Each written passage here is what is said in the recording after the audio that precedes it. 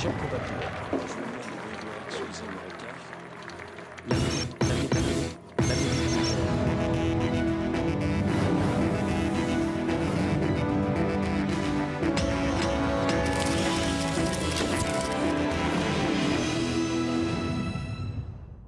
Pour révéler un grand fauve de la politique, il lui faut des circonstances exceptionnelles. Sans la capitulation d'un Pétain, De Gaulle n'aurait pas existé. De même, sans les mots orduriers d'Anelka, Roselyne Bachelot serait restée la comique troupière en croque-rose et tailleur fuchsia. Mais hier, Roselyne a su trouver les mots justes pour parler à nos bleus ébranlés. C'est peut-être votre dernier match en Coupe du Monde. Un match en Coupe du Monde, vous en avez rêvé quand vous étiez enfant, quand vous étiez gamin. Ils m'ont applaudi et ils ont pleuré. Le discours de Roselyne restera dans les annales. Sa grande force, c'est qu'il est visionnaire, qu'il dénonce le désastre moral, non seulement de notre équipe, mais aussi de certains de nos compatriotes. Prenez les grévistes d'arrière-garde qui fourbissent leurs armes en vue de leur manif perdue d'avance de jeudi. Il serait bien inspiré d'écouter Roselyne, car la réforme des retraites, c'est bouclé.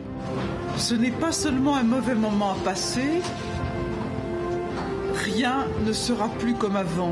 Mais Roselyne a également su réveiller certains de ses collègues du gouvernement, ceux qui se laissaient griser par le confort douillet et les dorures de leur ministère. J'ai vu les yeux de chacun d'entre eux. Ce sont vos gosses, nos enfants, pour qui peut-être vous ne serez plus des héros. Et pour celui qui se retrouve bien injustement mêlé à un pseudo-scandale monté de toutes pièces par un moustachu crypto-marxisant, Roselyne a adressé un clair message de soutien. La réalité de la situation, il faut l'affronter de face. Oui, elle a raison, votre couple doit lutter. Et je leur ai dit, donnez tout, battez-vous, battez-vous. Mais il y a aussi ce fou, cet inconscient, cet ambitieux, ce Néron des temps modernes. C'est l'image de la France que vous avez ternie. Ce matin, cette histoire de bleu, ça me prenait la tête, alors pour me changer un peu les idées, tac tac, je suis allé inaugurer une usine de moteurs d'hélicoptères. Bon, si j'avais su que c'était dans le Béarn, j'aurais laissé tomber, hein, parce que qui dit Béarn, dit accueil du pâtre du Béarn. Pour lui, le Béarn est un État indépendant depuis l'an 1000. Il y a un autre homme extraordinaire qui s'appelait Gaston Phébus, qui a déclaré l'indépendance de cette région en refusant la soumission au roi de France. Je ne sais pas si vous me suivez. Oh là là, il est interné d'urgence, hein, ça fait de la peine, franchement. En même temps, hein, qu'il le veuille ou non, il m'a accueilli tel le vassal qui rend hommage au suzerain. Et du coup, j'ai bien niqué les velléités de Morin, Borloo et autres Villepin d'incarner le centre en 2012. Mais n'empêche, il est collant, hein. Moi, on se bat pour me prendre en photo, c'est normal. Lui, il en rêve, mais personne n'a envie de l'avoir dans l'album. Vous imaginez un agrandissement de sa tête, toute boursouflée sur la cheminée?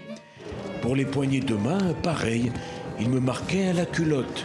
Il a même osé passer devant moi, le clown, et tenter un mauvais geste pour que je le redépasse pas. Mais c'est mal me connaître, hein. Je lui ai montré qui c'est papa. Après, je me suis rentré dardard et j'ai annulé toute affaire cessante mon planning pour suivre les exploits des Bleus. Une branlée, un fiasco, un naufrage. Ah, on s'est bien fait bafaner, hein. Et un, et deux, et Waterloo. Bon, les Bleus, on te les a remis vite fait dans un charter. Et dans la soute encore, hein. Ils voyageront à 11 par container. Tout ce qu'ils ont gagné, c'est des miles. Quant à Domenech, lui, ce nain, ce félon, ce nul, il n'a pas intérêt à se repointer à l'Élysée, hein, ni même d'approcher le 8e arrondissement. Je lui fais bouffer ses sourcils, moi. Et pour conclure sur une note d'espoir ce mardi noir, affaire à saisir. Je signale qu'il y a 22 chambres de grand luxe dans un complexe sud-africain libre de suite. Allez, bon courage, hein, il va nous en falloir. Et à demain.